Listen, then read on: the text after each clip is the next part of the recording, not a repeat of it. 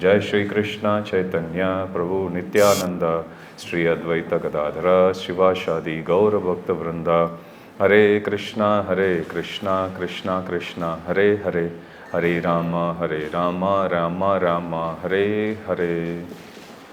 Shri Shri Radha Gopinath Bhagwan Ki Jai, Shri Jagannath Baladev Subhadra Maharani Ki Jai, Shri Shri Gauranitai Ki Jai, Shri Caitanya Caritamrita Ki Jai, Jagat Guru Srila Prabhupada Ki Jai, Samaved Gaur Bhakta Vrinda Ki Jai, Jai Nitai Gaura Premanande, Hari Hari Bol. All glories to the assembled devotees.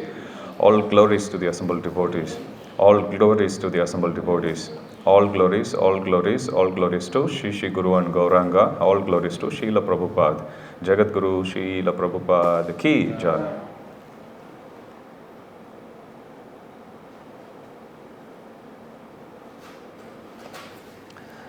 Hare Krishna. Jai Jai Shri Chaitanya Jaya Nityananda. Jaya Dvaita Chandra Jaya Gaura Bhakta Vrinda. Jaya Jaya Shri Chaitanya Jaya Nityananda.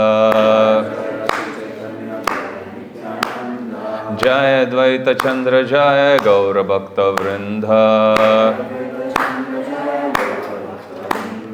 Jaya Jaya Shri Chaitanya Jaya Nityananda. Jaya Dvaita Chandra Jaya Gaura Bhakta Vrinda.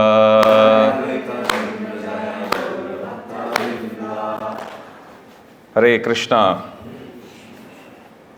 We welcome you all to the abode of Shri Shri Radha Gopinath on this most auspicious Vasanta Panchami festival day. Their lordships are looking so beautiful. You can just stand in front of them, staring at them for the whole day. Insatiable beauty. Today we are going to start the section on Lord Chaitanya Mahaprabhu's instructions to Srila Rupa Gosvami. And as we had discussed before, Chaitanya Mahaprabhu meets Rupa Goswami in Prayagraj. Chaitanya Mahaprabhu, when he sees too much crowd close to his original residence, he moves to a place called Dasha Ashwamedha Ghat. Dasha means 10. Ashwamedha is a name of sacrifice. You will see in almost every Puranic story. A king would start the Ashwamedha. Ashwa means horse. So they would nicely decorate a horse. They will initiate a worship and they will let loose the horse. Whichever direction the horse goes, the horse would be accompanied by a huge army of this king, representing this king. Whichever place the horse goes, the king of that kingdom has two choices. Either he can accept to be under the sovereignty or under the control of this king who is doing the sacrifice, or he can challenge him back by taking the horse and tying it. If the king ties, then the army would wage a war against that particular kingdom, and they will win them over. They will let loose the horse again and it will keep going. So this was the process.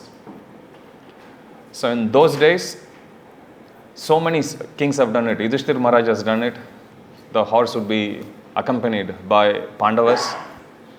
You would see the same sacrificial horse being let loose for Ashwamedha sacrifice by Prithu Maharaj also, you will see.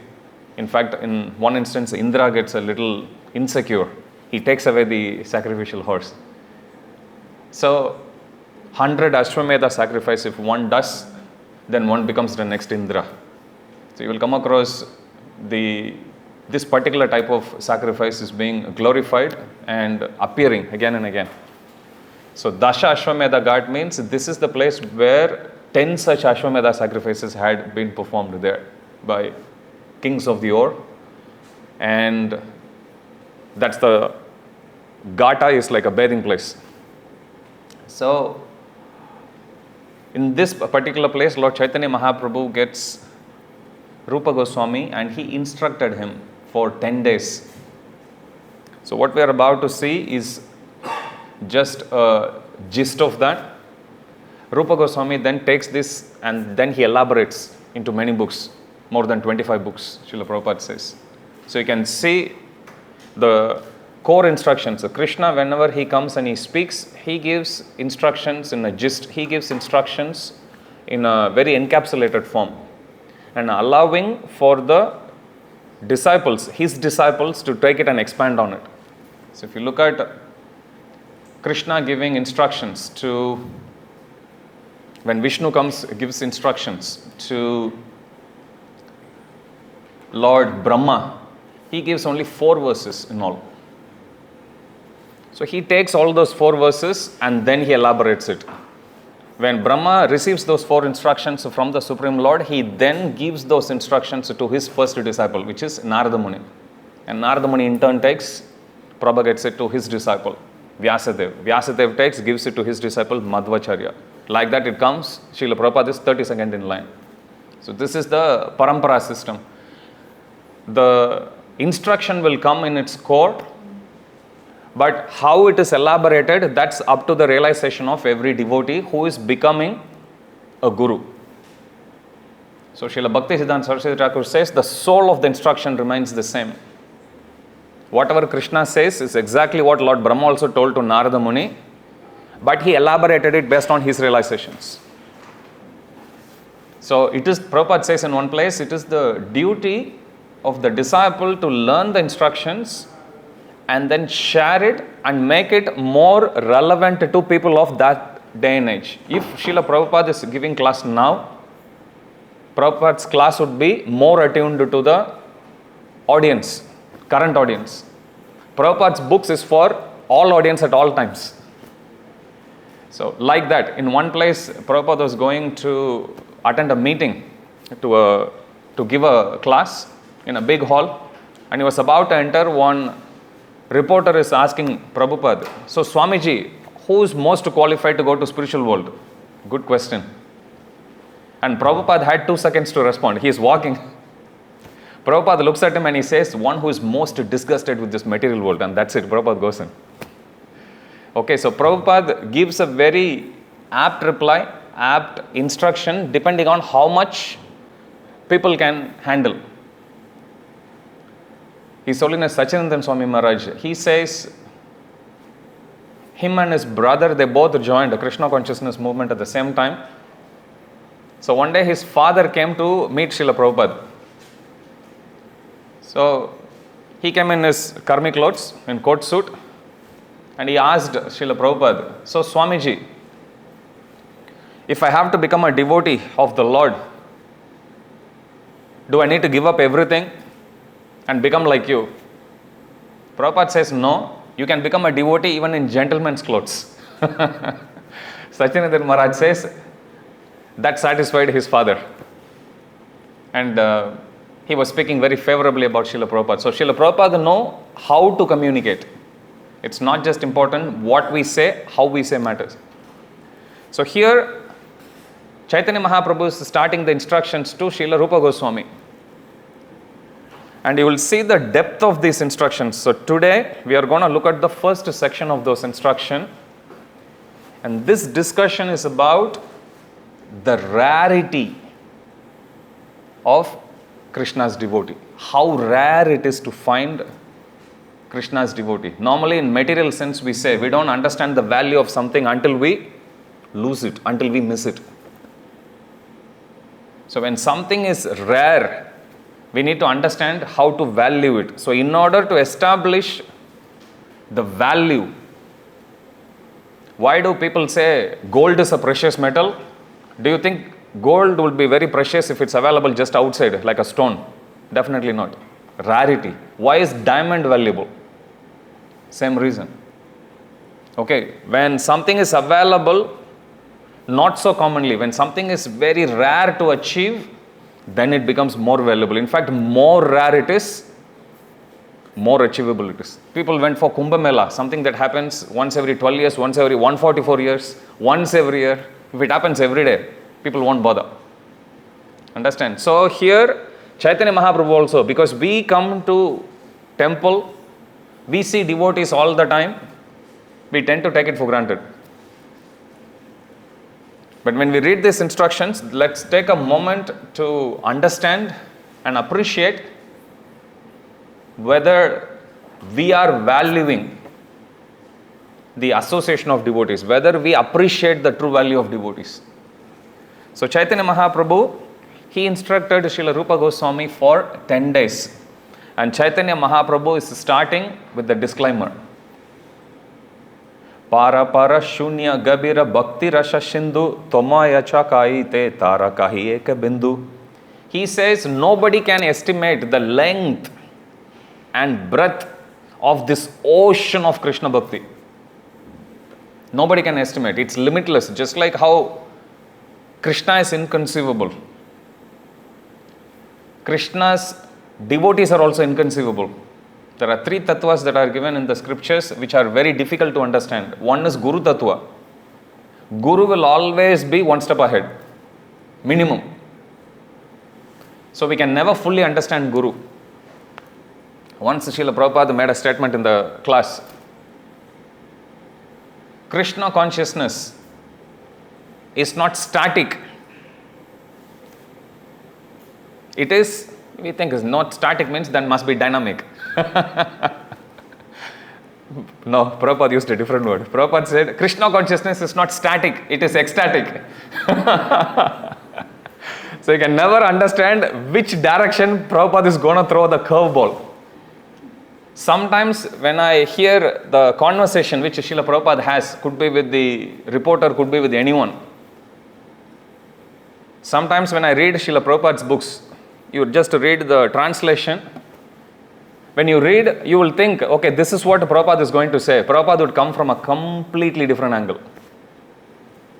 So understanding Guru is practically impossible. Fully understanding Guru. To the extent they reveal themselves, to that extent we can. So first tattva, or the truth, which is hard to understand, is Guru Tattva.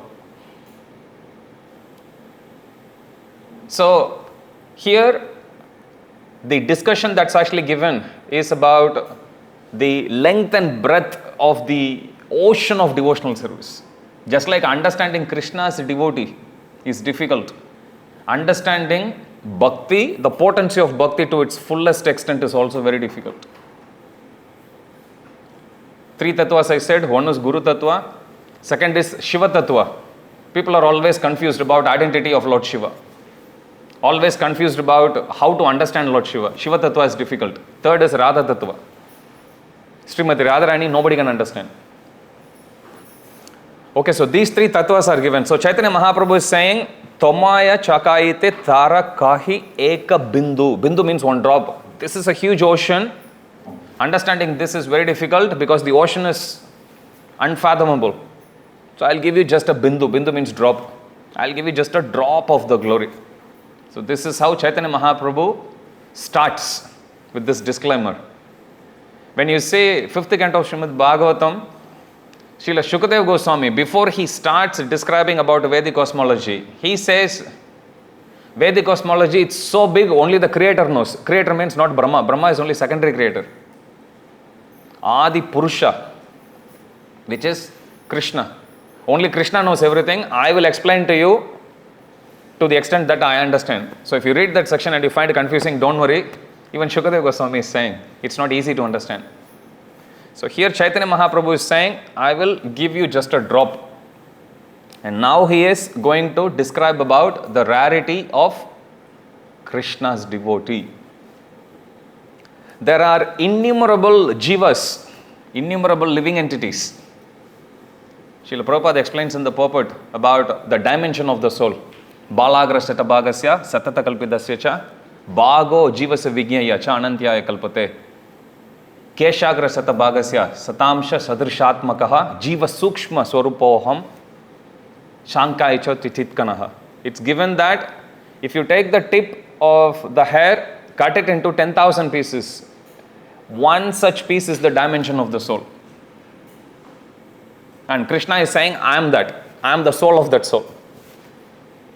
So this soul is very, very tiny. Chaitanya Mahaprabhu says there are innumerable of them. How many of them? Innumerable. You cannot count them. They also take not just 1 or 2 bodies, 8.4 million species are possible. In Vishnu Puran, the breakdown is given. Jalaja Navalakshani, Stavara, Laksha Vimshati, Krimayo Rudra Sankhekaha, Pakshinam Dasalakshanam, Trimsha Lakshani Pashavaha, Chatur Lakshani Manushaha. Jalaja Navalakshani, there are 900,000 species of aquatics. Stavara, Laksha Vimshati, 2 million varieties of Stavara, which is plants and immovable objects, trees, shrubs, all of them, grass.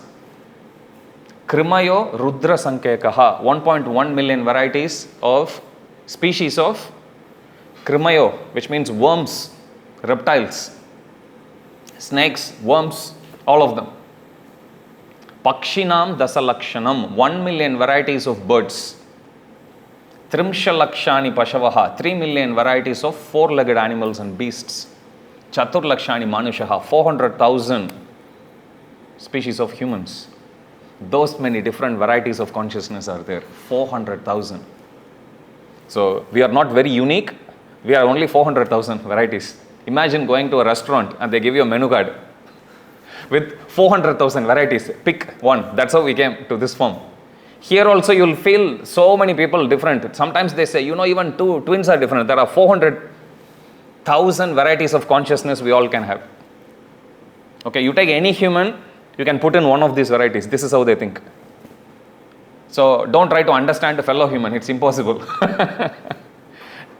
Only Krishna can reciprocate fully. We humans just don't have the capacity. But if we go to the Supreme Lord, there will never be any communication gap with the Supreme Lord. But keeping Krishna in center, we can then deal with everyone. If we accept Krishna as Aham Bija Pradapita, Krishna is saying, I'm the seed-giving father for everyone. If we accept Krishna as our father, then it's easy to relate everyone. Then I can call others as brothers, sisters, like that. But if you take Krishna out, even if I call somebody brother, sister, there's no basis for that relationship. Does that make sense? So you can't be atheistic and speak about universal brotherhood. It's not possible. Okay, there has to be some basis for it. So here, he says there are innumerable varieties like that. Of that, there are 400,000 varieties of humans. So this is the starting point. First, to even come to humans, you need to sift through all these 8.4 million species. And mind you, humans are the minorities. If you dig this ground, just this one square, you take this tile out and you keep digging, you will find more worms here than all the humans that had ever existed in this planet. Agree? There are plants, they outnumber us. Birds outnumber us. Animals outnumber us. Insects outnumber us. Humans are minorities. What's the population of humans on this planet? 8 billion? That's nothing. You just dig this little square space. Keep digging down, you'll find more worms there. We are tiny minorities. But we think we own this planet and we are exploiting it. That's the problem. So first we need to understand what's our position, what's our number. We are minorities compared to the number of souls that are in spiritual world. We are minorities. Here we are much lesser. There are 3 times more in spiritual world than us. I'm saying when I say soul, it means not just humans. You add all the species. Even amoeba has got a soul in it. Plant has got soul in it. Animal has got soul in it. All these 8.4 million species has got souls in them. You count all of them. We are still tiny minority only. So humans, among all of this, we are still a tiny minority.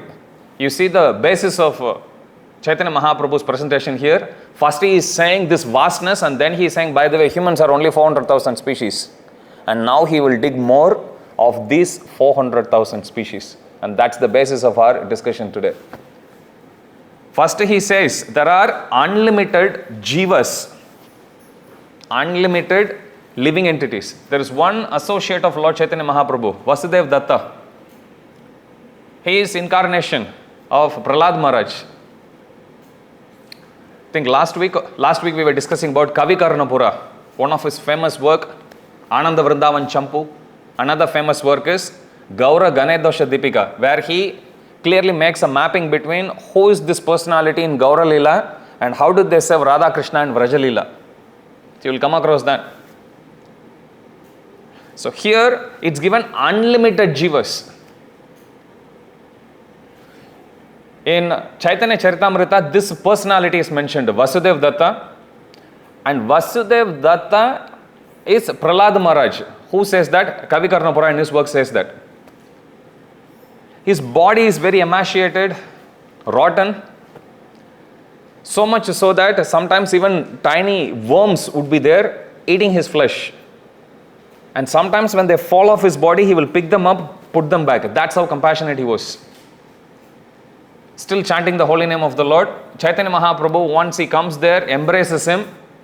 His disease is gone instantly. He gets a brand new body. And his body is glowing in golden effulgence like a demigod. And now he falls at the feet of Lord Chaitanya Mahaprabhu and says, my Lord, so far my body was in diseased condition and that helped me to take shelter of the holy name of the Lord. This is again one trait we can notice in the lives of pure devotees. They see something as auspicious based on how much it is making them to take shelter of Krishna. If too much wealth, too much things comes and that's making one forgetful to Krishna, for a pure devotee, that's the most unfortunate position to be in. Most inauspicious thing to happen. On the other hand, if we are in a very materially difficult position and we have no one else to go and we go to Radha Gopinath begging to them, that's the most auspicious situation to be in. Why? Because we are sheltered. We will never do Vaishnava Parad when we ourselves are going through difficulty. So that's why pure devotees, they always remain humble. Kunti Maharani's prayers, Vipada Santuta Sashvat Tatra Tatra Jagadguru Bhavato Darshanam Yatsyat Apunarbhava Darshanam. She prays, Vipada Santuta Shashvat Tatra Tatra Jagadguru. My Lord, please give me difficulties again and again. Who here in this room would dare to offer that prayer to Krishna? Krishna, please don't take it literally. We can't handle even our own problem. Look at the consciousness of Kunti Maharani. Vipada Santuta Shashvat Tatra Tatra means please give me problems again and again. Why? Is this just a sentimental rant? No. She justifies why she is offering prayer like that. Bhavato darshanam yatsyat apunarbhava darshanam. Because whenever problem comes in my life, I have no one else to go but you. I would come and take shelter of you. If I take shelter of you in this life, as long as I keep seeing you in this life, Bhavato darshanam yatsyat apunarbhava darshanam. If I see you, I don't need to see my repeated birth and death. She plays with words. That is why she says like that. So here Vasudev Datta is begging, my Lord, please take away this. Chaitanya Mahaprabhu embraces him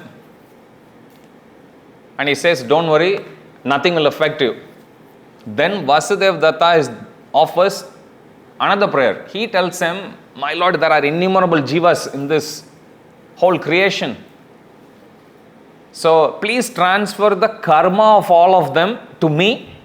That way they will become sinless and you take all of them. I am happy to stay here in material world forever. Again, who would dare offer that prayer? Vasudev Datta do. When he did that, Chaitanya Mahaprabhu becomes very pleased, embraces him again and he says, it's no wonder you are offering this prayer. After all, you are Prahlad Maharaj. He is Prahlad Maharaj who appeared as Vasudev Datta. Then he says something interesting. An answer to the most frequently asked question. He says, why do you think Krishna would deliver everyone in this world and make you suffer here? Krishna will take everyone, including you. Simply by your desire, you have already liberated everyone now. But then Chaitanya Mahaprabhu adds something. He says, you can deliver everyone now, but there are innumerable, unlimited living entities who will always keep coming here. So if you take the 5 subject matters of Bhagavad Gita, Ishvara, Jiva, Prakriti, Kala, Karma. Prabhupada writes an introduction. Please read. It's a very detailed description Srila Prabhupada gives about the summary of Bhagavad Gita. Prabhupada says Bhagavad Gita speaks about these 5 topics. Ishvara, which is Krishna, Jiva, which is us, Ishvara, Jiva, Prakriti, Mother Nature, Kala, time, Karma, which is the activities that we do. These 5 topics are discussed in Bhagavad Gita. So Chaitanya Mahaprabhu says to Vasudeva Datta, even if you liberate everyone, there will still be living entities who would be falling down from spiritual world, which means it will keep on going. Karma is not eternal. Prabhupada explains there in the introduction to Bhagavad Gita, but except karma, the other 4 topics are eternal. Ishvara is eternal, Jiva is eternal, Prakriti is also eternal. Kala, time is also eternal. Because this cycle of creation and destruction will keep on going on and on and on and on. Okay, so there are innumerable jivas and they will keep on coming. They all emanate from Krishna unlimitedly. So there is no limit. You can't actually say, I have taken census of all the jivas in material world and spiritual world and this is the number. We can't, ever expanding. Inconceivable again. One of the potencies of the Lord. So first is, Chaitanya Mahaprabhu says there are unlimited jivas. Including jivas means souls, including in plants, animals, birds, reptiles, worms, you name it. There are jivas. So this is the biggest pool, Chaitanya Mahaprabhu. From here he is now going to filter. Remember, the topic here is rarity of Krishna Bhakta. First he says there are those many different unlimited jivas, so to speak. Of those unlimited, in human form there is only a tiny portion. 400,000 species only. 2 things you have to notice. I said there are 900,000 species of aquatics. Krimayo Rudra Sankhekaha, 1.1 million varieties of worms and reptiles. Pakshinam Dasalakshanam, 1 million varieties of Pakshi means birds. Even if you look at how many species are there in each of the other living entities or other plants, animals, reptiles like that, humans have the least number of varieties. Understand? So we are minority not only in number, we are minority in the variety also. Does that make sense? Because there are 900,000 varieties of aquatics, but only 400,000 varieties of humans. 1 million varieties of birds, 400,000 only. Humans. Trimsha Lakshani Pashavha, 3 million varieties of animals, 400,000 only. Does that make sense? When it comes to how many possible types of consciousness humans can have, we are still minority there because ours is the least number of species, so to speak. Now in that, if you look at how many humans are there, now you go to a different level of senses, there also we are minority. Remember, you just dig this space down, you will find more worms here than all the humans who have ever existed. Understand? So we are less in the number, we are less in the number of species also. We are minorities. That's the logic Chaitanya Mahaprabhu uses. There is this big pool of unlimited jivas, of that humans are only tiny portion. And then he goes further.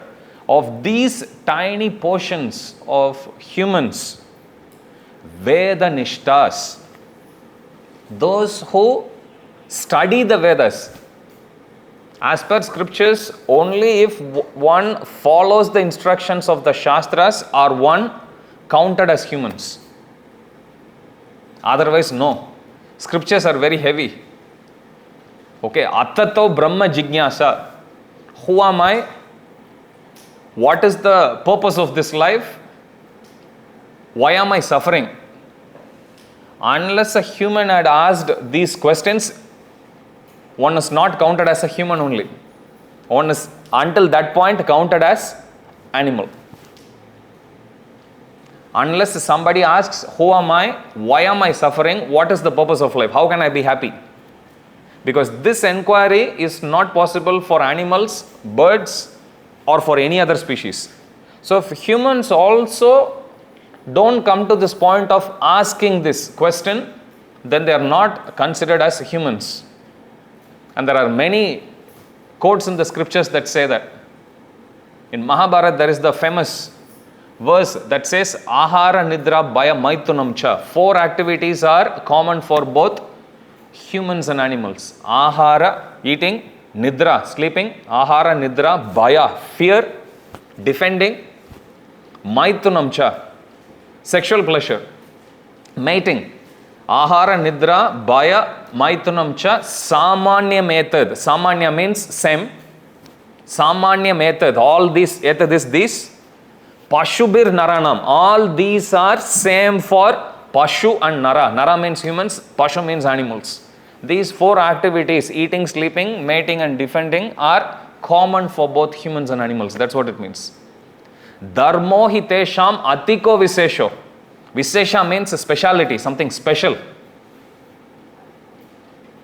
We call in South India festivals as Visesha. Means there is normal days, but there is a special day. Dharmo hitesham adhiko visesho. Humans have one other special function. Dharmena hina pashubir samanaha. What is that special function? Function is to question about the purpose of life. Dharmo hitesham adhiko visesho. Dharmena hina. But if that special function is, hina means to give up. Dharmena hina pashubir samanaha. If a human has got 4 activities in common with animals, which is eating, sleeping, mating and defending. Humans, in addition to this, has one more function, which is to question about the purpose of life. That's the dharma. Dharmena hina. If that dharma is given up, pashubir samanaha, then humans fall down to the same position as animals. That's what it means. Scriptures are very heavy. So, these 4 activities are like that. So, unless somebody is a Veda Nishta, which means one who follows, Nishta means steady. In our Bhakti also we have a stage called Nishta. Nishta means to be steady. Veda Nishta means to be steady in the instructions of the Vedic scriptures. Unless one comes to that stage of Veda Nishta, one is considered as an animal only. So of these so many different living entities, we have humans. Among all the humans, there is only that much Veda Nishtas. Even in our lives, you look around and you see how many people in our own circle of life, circle of influence, are actually properly following the human injunction that's actually given here, or injunctions for humans that are given in the Vedas. Few. So it's very, very tiny. So Chaitanya Mahaprabhu is filtering it further. Now, there is this big pool of unlimited living entities. Humans are limited. Veda Nishtas, or those who follow the scriptures, are even limited. And these living entities are existing everywhere, not just in earth. Prabhupada would often quote this verse from Bhagavad Gita, 2nd chapter. Akledyoyam adhayoyam. Achedyoyam adhayoyam akledya asoshyayavacha. Nitya sarva gatastanur achaloyam sanatanaha. When Krishna gives those 15 verses describing about the different qualities of the souls, this is one such verse. He says, Achedyoyam adhayoyam akledya asoshyayavacha. 4 qualities Krishna says. This soul is unbreakable. Achedya means you cannot cut into pieces. That's the smallest unit that you can possibly cut. You cannot cut anything below the size of the soul. Which means, if you have to cut something, let's say for example, you have this table, if you have to cut something, the thing which is going to cut has to be smaller than the object you are cutting. Does that make sense? I cannot cut this, I can crush this with something bigger. But if I have to cut this, size of that has to be smaller than this. Does that make sense? Soul is the smallest possible particle by definition. How can you have anything more which is smaller to cut that? Does that make sense? That's the logic Krishna uses. Sometimes we take it for granted, even what Krishna says. Okay, so this is the logic Krishna is saying. This is the smallest one particle. Sankhya chitohi chitkanaha. Chitkanaha means tiny, tiny spiritual spark. You cannot go smaller than that, which means you cannot have any other weapon possibly that can cut it, that can cleave it. That's what it means. Okay, achedyoyam, adahyo, dahya, dahana means to burn. Adahyo means you cannot burn it. Akledyo, you cannot dissolve it in water. This body can be dissolved, but you cannot dissolve the soul. Akledyo means insoluble. Okay, you take some handful of salt, put it in water, after some time it will dissolve, which means it's soluble.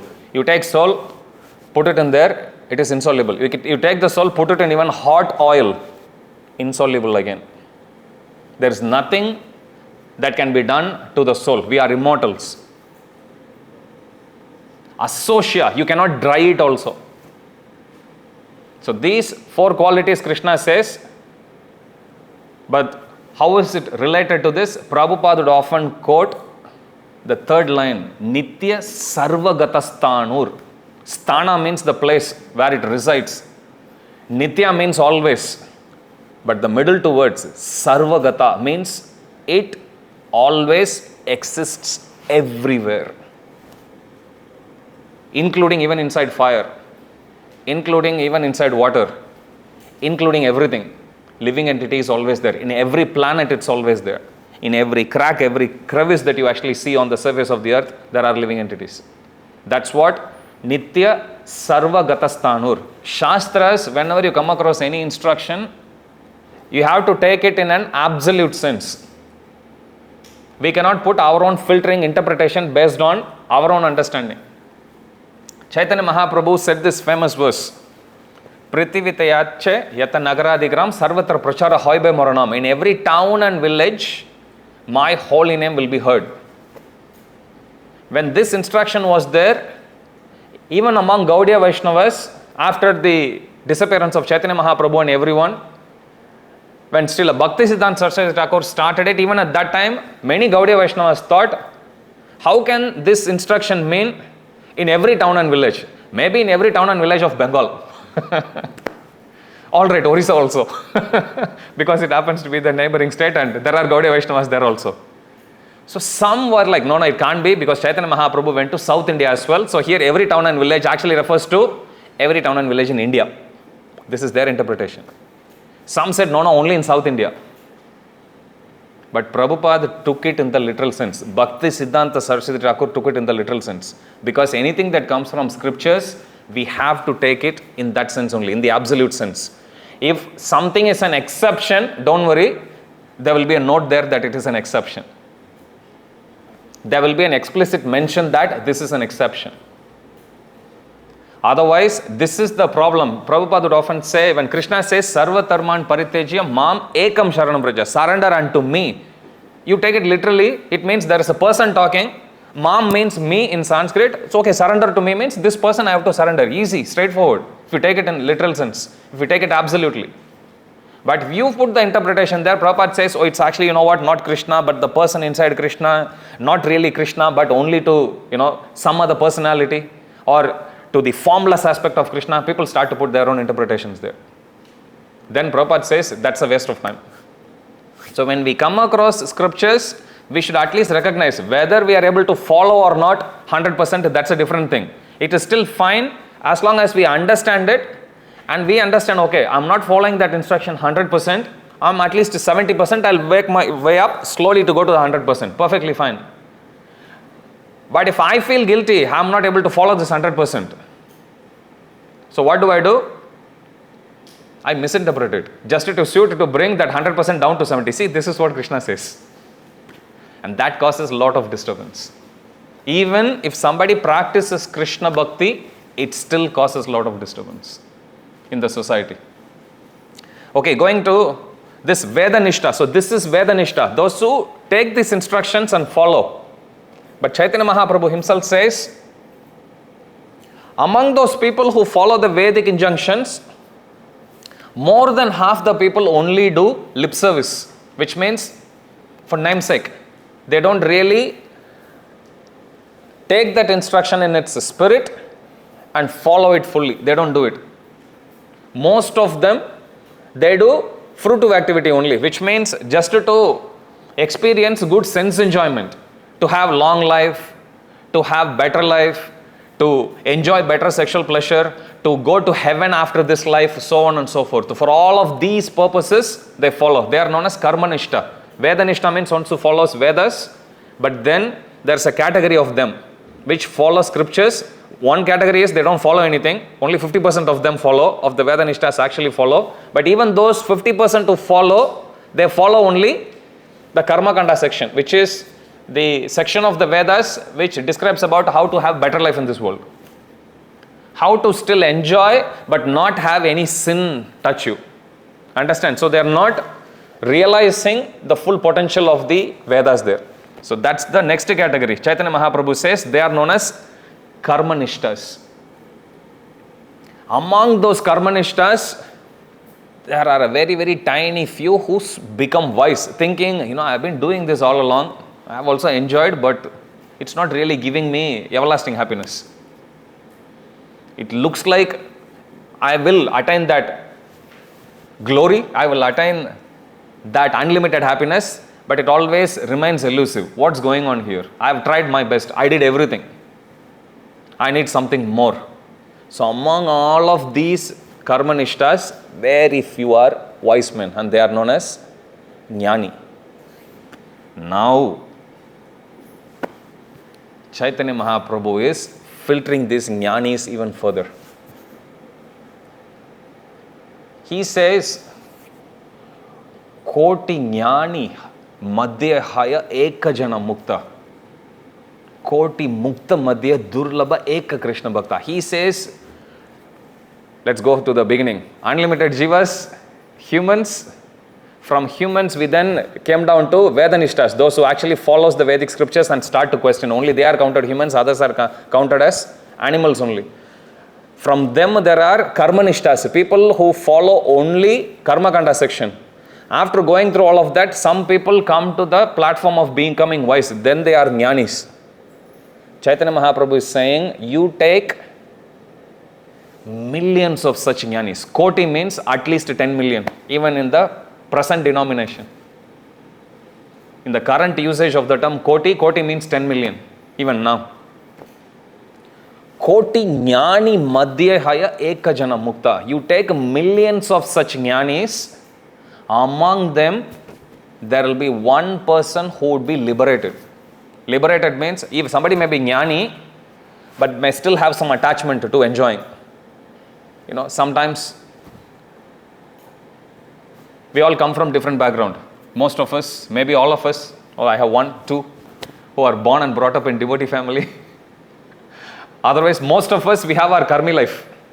We have certain plans of enjoyment, certain experience about enjoyment. Some things we'll be able to give up very easily. Some things will be like, okay. On Ekadashi, for example, how many of you feel very ecstatic? I'm fasting from grain. How many of you feel, I'll come and compensate tomorrow? Usually, our most opulent prasadam is served on Ekadashi only. Because we are fasting from grain. And to compensate for it, we cook 400 varieties. Very few, understand? So we are in Jnani platform as far as prasadam is concerned. Mukta means one who is looking forward to it. That's what a mukta means. Understand? Koti Jnani Madhya Haya Eka Jana Mukta. Out of millions of such people who are attempting to give up, there is only one person who is actually liberated, which means they genuinely are beyond any material sense gratification. That's what it means. Okay. Koti Jnani Madhya Haya Eka Jana Mukta. So you take, now you understand how rare a mukta is. Mukta means a liberated soul. Koti Mukta Madhya Durlabha Eka Krishna Bhakta. You take millions of such muktas. It is even super rare. Durlabha means rare. Sudurlabha. Sanskrit su means superlative degree. Koti Jnani Madhya Haya Eka Jana Mukta. Koti Mukta Madhya Durlabha Eka Krishna Bhakta. That's how rare a devotee of Krishna is. Among millions and millions and millions of liberated souls, there is only, it's very rare to find even one Krishna Bhakta. Now you may be thinking, I look at this person this side, this person this side, they don't look like they're so rare. We take it for granted. One of my prayers I always offer to Shri Radha Gopinath is, my Lord, please give me the vision how you see your devotees. So I understand how elevated every personality is. Even we may be the most sinful person. We feel sinful. Has anyone felt sinful in life? And you think, I'll go in front of Radha Gopinath and I'll pray. You go to them, they will look at you, they will respect you, they'll smile at you. And they'll never mistreat you. How can someone be like that? We can't think about, we can't even conceive how merciful Shri Radha Gopinath are. And they are giving the credit. For what? Coming and asking help from them. If somebody goes to Krishna and asks, Krishna, please save me. Krishna feels so grateful, oh, this devotee has called my name. Without knowing how to reciprocate, he gives himself to him. Or gives himself to her. This is the beauty of worshipping Sri Radha Gopinath. Little bit from our side we need to do. Prabhupada says we live in karma bhumi. So if you taking a step back, 5th canto discusses about Vedic cosmology. The planetary system that we are, this is known as Bhumandala. Above us there is 6 planetary systems. Bhuvarloka, Bhur, Bhuvar, Swarga, Mahar, Janas, Tapas, Satya. Above us is Bhuvarloka. Surprise, surprise. That's where ghosts and Rakshasas they live. They live in higher planetary system, can you believe? And they come down, give us trouble and go back again. Okay, so Bhuvarloka is the space between where we live and where Indra lives. That space is Bhuvarloka. And that's where Rakshasas, ghosts, they live. Then above that we have Indra, Swargaloka. Then we have Maharloka, that's where great sages like Bhrigumuni, they all live. Mahar, Jana, Tapa, Satyaloka, that's where Lord Brahma lives. Tapaloka is where all the 4 Kumaras, everyone live. If you read Brihad Bhagavatamrita, there is a description that's given when Gopakumar, who is the central character, who goes exploring different realms of the universe, material universe as well as he goes to spiritual world, different realms he goes. When he goes to Tapaloka, he sees different sages sitting and conversing with each other. Some sadhu sangha is happening. And when he arrives there, sadhu sangha finishes, everyone gets up, each one goes to their own cave. Oh, they sit down and start meditating. He looks around, feels bored, he comes down again. I don't want to be there. Goes down to Vrindavan again chants, then he goes up. Slowly to a higher level, he goes to Satyaloka, where he sees Lord Brahma worshipping. Sahasra Shirsha Purushaha. There he worships Lord Narayana. You will see there. Okay, so each one of these. So the planetary system that we live, this is Bhuloka or Bhumandala. Mandala means it's a group. It's not just one planet. Earth is just one tiny speck in this 7th planetary system. The place where the planet Earth is, that whole island is known as Jambudvipa. Without going into detail, ours is like roughly about 81th portion of that Jambudvipa is this planet Earth. Now, reason why I am telling you is, in Bhumandala, the place where we are, this place alone is known as Karma Bhumi.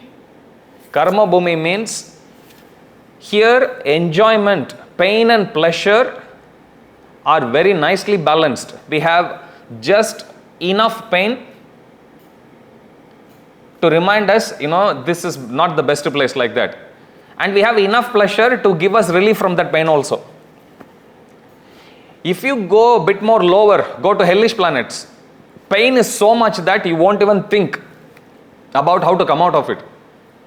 You won't have capacity to do. Have you come across experience in life? Challenges are so overwhelming.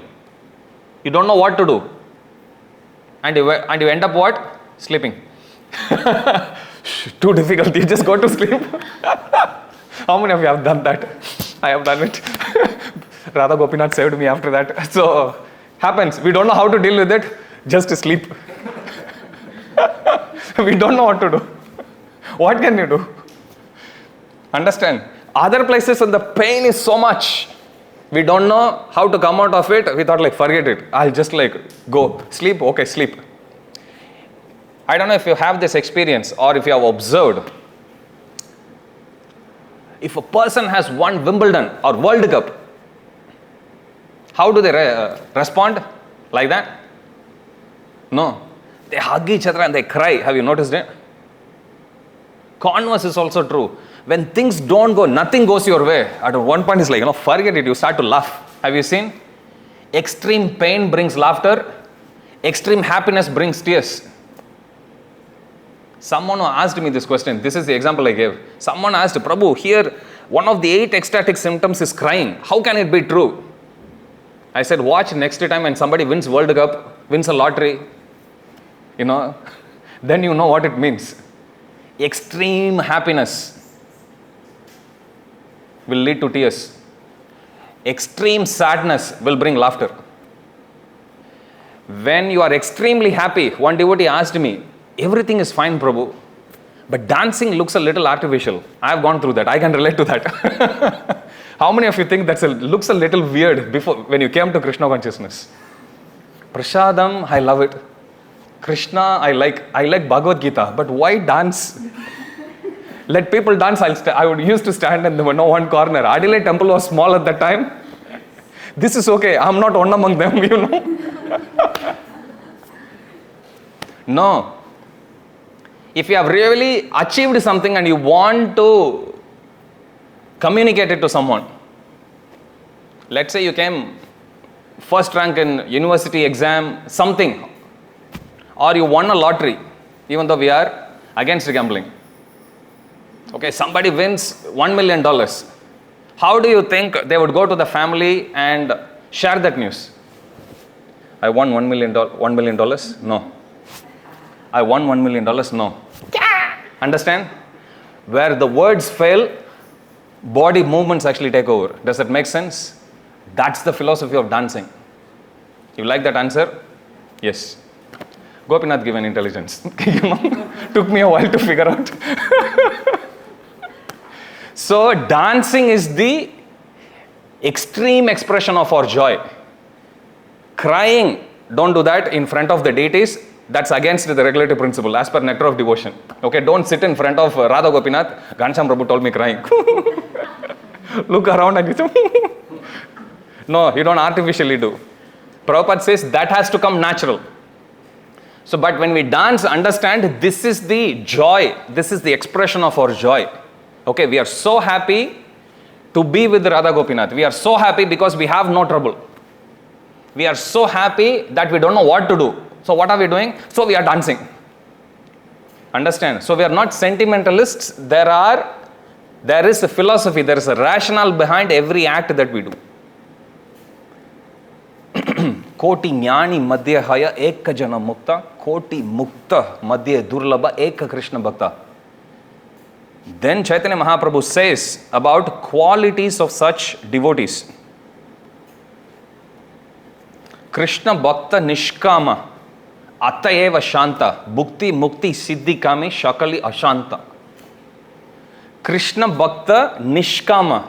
So from the bigger pool of the jivas, Chaitanya Mahaprabhu slowly moves first to human form of life, Vedanishtas, Karmanishtas, Jnanis, Muktas, devotees.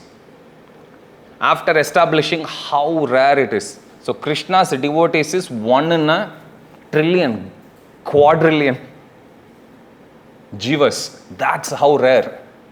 Now because temple is a place, Prabhupada says temple is, in one place Prabhupada is saying, temple is like a stock market because in those days you can't do e-trading. If you have to buy a stock or sell a stock, you have to go to a stock market. So Prabhupada says temple is like that. So in stock market, if you want to sell something, there's already a buyer who is available ready-made. Immediately available. If you want to sell something or if you want to buy something, a seller is already available. Prabhupada says a temple is like this, where you do 6 types of loving exchanges. Dadati prati granati, guhyam akyati prichati, bhungte bojayate chaiva. Sadvidam Priti Lakshanam. Sadvidam means 6 types. Priti Lakshanam means loving exchanges. These are symptoms of loving exchanges. Dadati Pratigranati. You offer something in gift.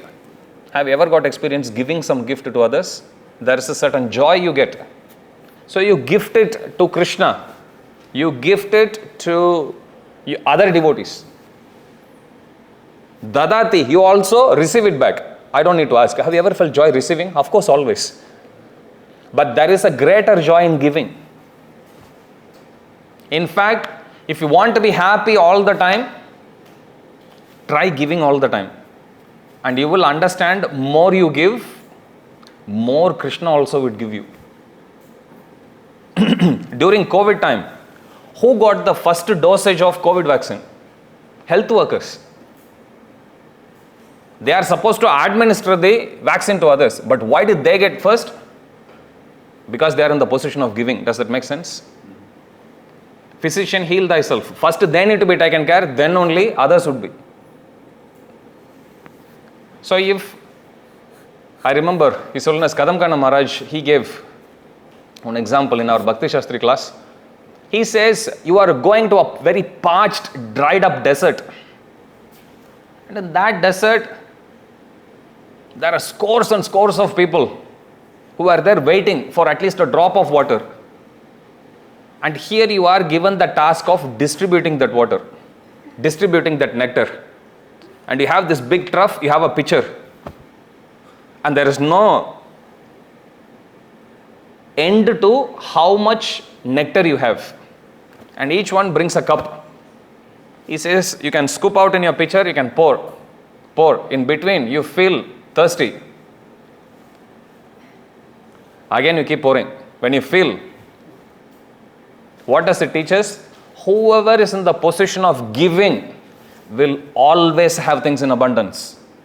It's a materialistic thought process to think, if I give, I will become poor. No. There is no instance of somebody giving something to Krishna and becoming poor. Impossible. Krishna has a 100% track record.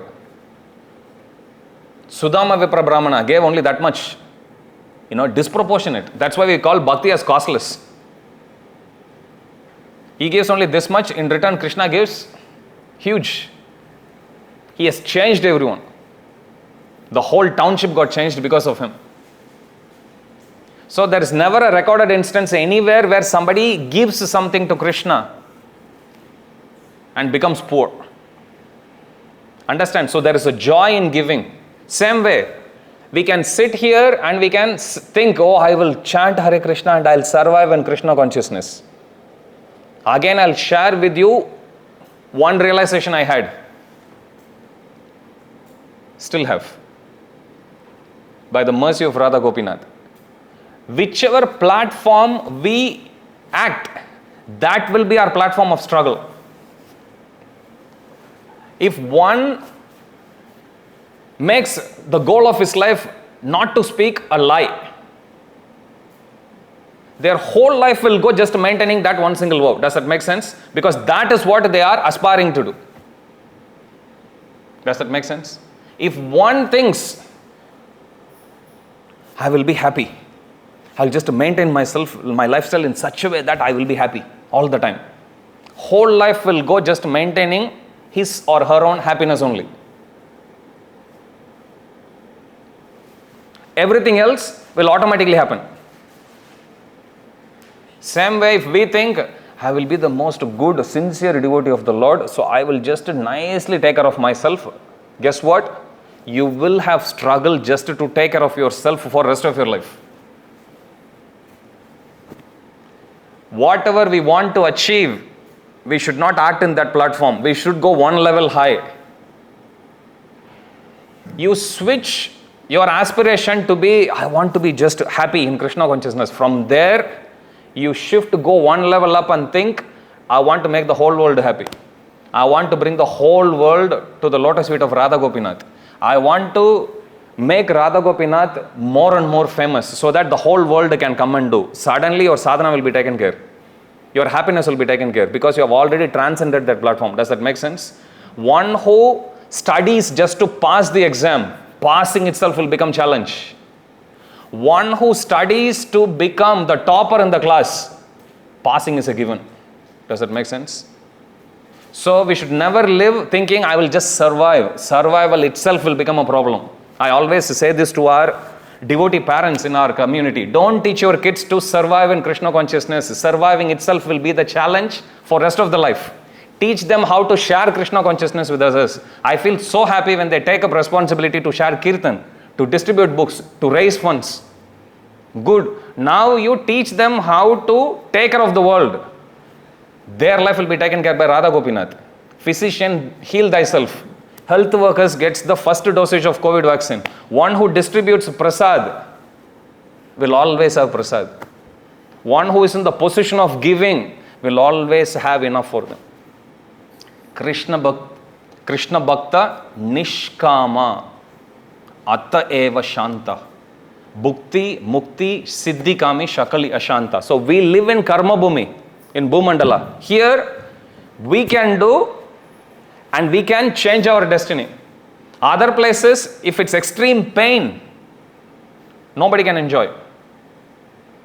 If it's extreme happiness also, people will be settled, nobody will turn towards Krishna to go back to spiritual world. Understand? Both are dangerous. If you are totally in heavenly kingdom, you will never think about Krishna. If you are in hellish kingdom also, situation will never allow you to think about Krishna. Human life, where we are, this world, this is known as Karma Bhumi. It's given in Srimad Bhagavatam that the Devatas sit expressing their desire to be born in earthly planet. Because this is one planet where things are very conducive so that our life duration is also very small. Once one of my god brothers got initiated by my Guru Maharaj. He was like about 80 years old. And on the day of initiation, he expressed to my Guru Maharaj, I'm so old. I feel so bad that I wasted my life. That guilt is there. Listen to this carefully. My Guru Maharaj told him, no, it's not like that. You are actually very close to Krishna now. You're already 80. Another 10-20 years, that's how long you have. You simply practice it nicely, you will go back to spiritual world straight away. Whereas those who get initiated early, they have a whole life to do. Okay, now don't take this as excuse thinking, I will actually become initiated at 80. I can read people's minds. Okay? No, there is no guarantee that we will live to see 80. Let's come to reality. Okay? My childhood friends, my college mates, 16 of them have already left their body before they even touched 40. 16. Okay, so it will always be there nearby, around us. So we should never think in future I will do. Anything can happen at any time. So we should work with that sense of urgency. So mood should not be that, let me just coast along, let me be very, in my comfortable zone, and let me just nicely take care of myself. You cannot nicely take care of yourself. In fact, you will struggle to take care of yourself. Remember the example of Kadamkana Swami Maharaj. If you take the position, see, if you stand in the queue thinking, I will take care of myself, maximum you will get only 1 cup of nectar, correct? But if you say, no, I am happy to distribute, then you have the whole stock at your disposal. You can drink as much as you like. If you become the ambassador of Lord Chaitanya Mahaprabhu's mercy, you will have access to the unlimited mercy. But if you taking a miserly stance, think, I will just go take care of myself, I am a very humble devotee. Not when I stand in Prasadam queue, terms and conditions apply, but other times I am a very humble devotee. It doesn't work like that. Okay, so if we want to really be happy, rather than becoming a survivor, being a survivor, become a conqueror. Become the distributor of this mercy and have free access to unlimited mercy. If we take that responsibility for Krishna, Krishna says, you can go home and read this verse, 18th chapter, 69 and 70th verses. Bhagavad Gita, 18.69, 18.70. Nachatasman manusheshu, kaschin me priya kritamaha, bhavita nachame tasmad, anya priyataro bhuvi. One who shares this knowledge of Bhagavad Gita to everyone, There is no servant in this world more dear to me than he, nor will there be one more dear. Future also, which means past, present and future, such a person is very dear. You know why we say Vrindai Tulsi Devyai Priyayai Keshavasya? We call Srimati Tulsi Maharani as very dear to Krishna. Do you know why she is known as Achyuta Priya or Krishna Priya? Because she is very expert in giving Krishna Bhakti to everyone. If somebody comes to sees her, they becomes devotees. If we go to book distribution, if somebody sees us, they look the other way and they go away. This is our potency. But Tulsi Maharani, they see, what is that? And that's it. You might have seen videos of dogs circumambulating. Have you seen? Little kids go around. She is so expert in bringing fallen conditioned souls to the lotus feet of Krishna. That is why she is very dear. You go by this verse. Srimati Radharani is very dear to Krishna. There is no better preacher than Srimati Radharani ever. Prabhupada is so dear to Krishna for the same reason. If we are followers of Srila Prabhupada, our Krishna consciousness starts and ends with Prabhupada. Then we also need to imbibe that quality to be the true follower of Srila Prabhupada. Krishna Bhakta Nishkama. Kama means desire. Krishna Bhakta Nishkama means Krishna's devotees have no desires.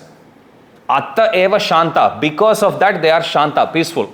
Why are they peaceful? Because no material desires. Bhukti, Mukti, Siddhi, Kami, Shakali, Ashanta. Somebody who is a bogi or an enjoyer, sense gratifier. Bhukti. Mukti. Somebody is saying, no, I want to get liberated. Bhukti, Mukti, Siddhi. If somebody says, no, I want mystical perfections. These three categories. Shakali, Ashanta. Always they are restless. Why? Because they have desires. All three desires. Bhukti means open sense gratifier. Karma Gandhi. Mukti means one who gives up everything and chants Om or chants any mantra sitting in the forest and doing for their own purpose. They are muktas. Still they are desiring something for their own. They are also restless. Siddhas, one who attain 8 different mystic perfections. They are also restless because again they are after some mystic perfections. As long as there are material desires, we will be restless. And Chaitanya Mahaprabhu concludes this section quoting from another verse from Srimad Bhagavatam.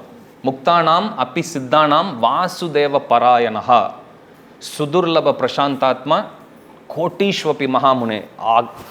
If you take out of those millions and millions of mahamunis, great liberated souls, Muktanam api siddhanam, great mystical yogis, great jnanis, vasudeva parayana sudurlabha prashantatma. To find one pure devotee among the millions and millions of mystic yogis and jnanis is sudurlabha, very super rare. And such devotees are prashantatma. They are very peaceful. Why? Krishna Bhakta Nishkama. They don't have any material desires. Okay. Thank you all very much. So this is how Chaitanya Mahaprabhu concludes the rarity of a devotee. How rare it is to find a devotee. So when we look at fellow devotees, let us remember this. It's rare. But as Prabhupada says, giving example of a stock market, Prabhupada uses the term to explain that's why temple is important. Because here, devotees who are senior devotees, currently we are blessed by presence of Her Grace Narayani Mataji. She is one of my biggest inspirations for studying Srimad Bhagavatam. Until I started hearing her classes, I thought there is no form. It's just a free form. There is no flow. Bhagavad Gita, I was convinced. Reading Burjan Prabhu's Surrender Unto Me and Chaitanya Charan Prabhu's lectures, hearing about it. But Bhagavatam, I wasn't convinced. Bhagavad Gita is okay, but Bhagavatam is like everything seems to be all over the place. Until I came across her classes. She is giving classes for the next 3 days. Please do not miss it. She gives class for the next 3 evenings, I think, on the prayers of Shukadev Goswami. Shukadev Goswami, he offered prayers before he actually started to speak Srimad Bhagavatam. So Mataji is going to give, I think, 3-part seminar over the next 3 days, and morning also she'll be giving classes. So here is a place where we have pure devotees coming and giving their mercy. And here is where beginning sadhakas like us also come and receive the mercy. So that's why coming to temple is important. When we look at other devotees, let us appreciate. It is so rare. Yes, they may not be perfect. None of us are perfect. In the whole creation, it's given only Krishna is perfect, and Krishna's pure devotees are perfect. We are in neither of the category. We are all in the same boat. Okay, in the Prabhupada says, actually not Prabhupada, Bhakti, Gaur Govinda Maharaj says that our temple is like a hospital. Everyone is a sick patient. So why some sick patients are very proud? I don't have that sickness. I have only headache. What's there to be proud of? Everyone is in the same level. So let us develop that appreciation, and let us not be a survivor. Let us become the ambassador who distributes the love for others. Our bhakti will be automatically taken care. Think about it. We can discuss later. Jagat Guru Srila Prabhupada ki jai. Sri Sri Radha Gopinath Bhagavan ki jai. Sri Jagannath Baladev Subhadra Maharani ki jai. Sri Sri Gaur Nitai ki jai. Srila Krishnadas Kaviraj Goswami Maharaj ki jai. Vasanta Panchami Mahamahotsav ki jai. Jai Nitai Gaur Premanande. Hari Hari Bol. All glories to the assembled devotees. All glories to the assembled devotees. All glories to the assembled devotees. All glories, all glories, all glories to Sri Sri Guru and Gauranga. All glories to Srila Prabhupada. Jagat Guru Srila Prabhupada ki